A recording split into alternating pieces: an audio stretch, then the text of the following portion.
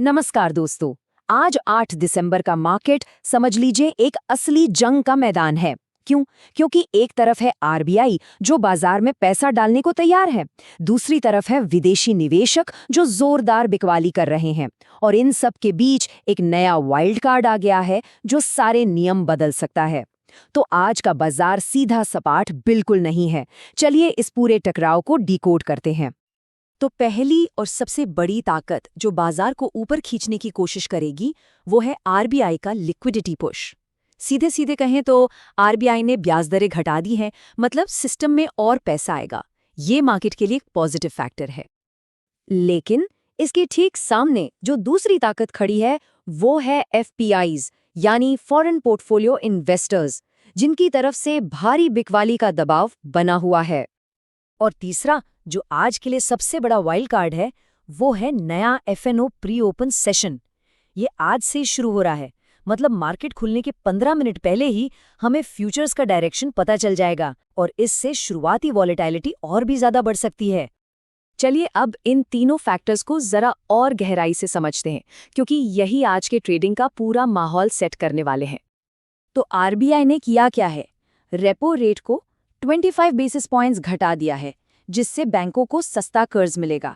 साथ ही वो open market operations और फॉरेन एक्सचेंज टूल्स से सिस्टम में और पैसा डालेंगे। इसका सीधा सीधा फायदा बैंकिंग और साइक्लिकल सेक्टर्स को मिल सकता है। और अब बात करते हैं आज के गेम चेंजर की। एनएससी का ये नया नियम आज से ही लागू है। सुबह 9 बजे से 9:15 के बीच फ्यूचर्स की प्राइस डिस्कवरी शुरू हो जाएगी। इसका मतलब ये है कि मार्केट खुलने से पहले ही हमें एक बहुत बड़ा हिंट मिल जाएगा। आज के लिए ये प्री ओपन ऑक्शन प्राइस सबसे जरूरी डेटा पॉइंट होने वाला है। लेकिन कहानी में ट्विस्ट यहीं आता है। एफपीआईज यानी विदेशी निवेशक दिसंबर के पहले हफ्ते से ही लगातार बाजार से पैसा निकाल रहे हैं। ये एक बहुत बड़ा सेलिंग प्रेशर है जो आरबीआई के पॉजिटिव मूव को भी न्यूट्रल कर सकता है। तो यहाँ एक क्लासिक बुल वर्सेस बेयर की लड़ाई तैयार हो रही है। अब फटाफट टेक्निकल्स पर आते हैं और देखते हैं कि निफ्टी, बैंक निफ्टी और सेंसेक्स के लिए वो कौन से जरूरी लेवल्स हैं जहां आज असली एक्शन देखने को मिलेगा। सबसे पहले निफ्टी 50। आज के लिए इसका पिवट पॉइंट यानी एक तरह से सेंटर ऑफ ग्रेविटी 26,124 पर है। अगर बाजार ऊपर गया तो 26,264 पहला बड़ा रेजिस्टेंस होगा और अगर नीचे आया तो 26,047 एक मजबूत सपोर्ट का काम करेगा।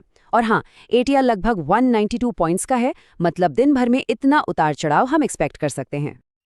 अब आते हैं बैंक निफ्टी पर।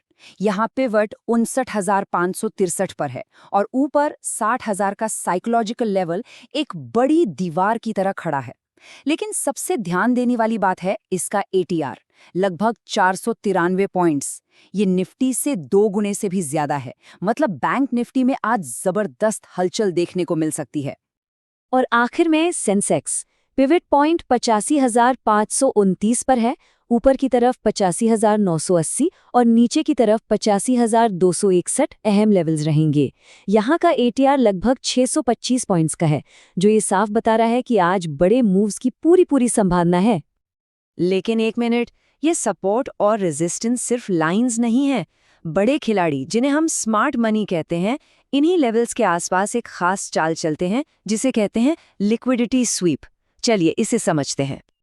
तो ये लिक्विडिटी स्वीप आखिर होता क्या है? सोचिए, ये एक तेज और अचानक मूव है जो जानबूझकर एक इंपॉर्टेंट सपोर्ट या रेजिस्टेंस लेवल को तोड़ता है। इसका मकसद क्या है?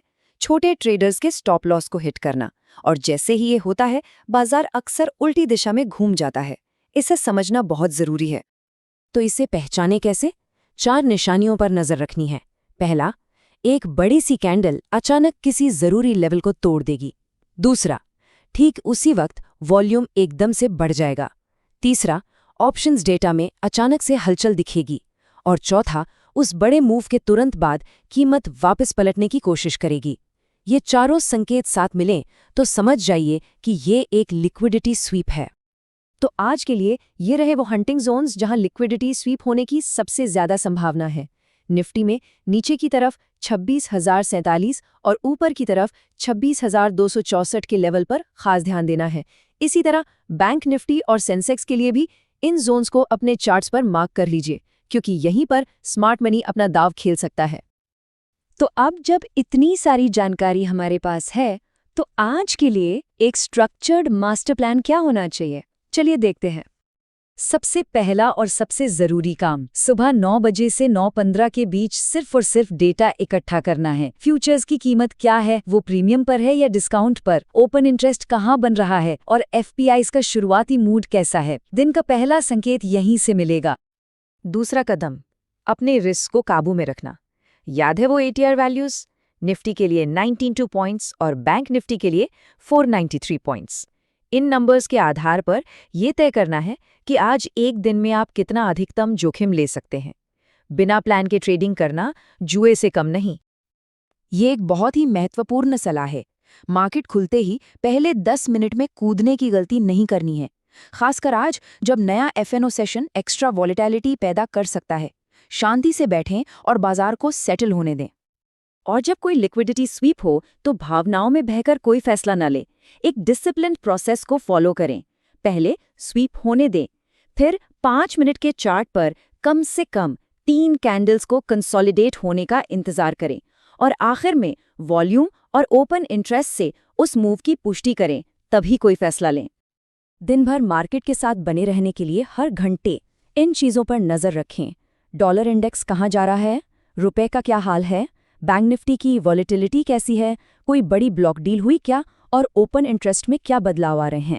इससे मार्केट की नब्ज हाथ में रहेगी। और आखिर में किसी भी प्लान का सबसे ज़रूरी हिस्सा होता है सही माइंडसेट। इस एक लाइन को आज के लिए गांठ बांध लीजिए।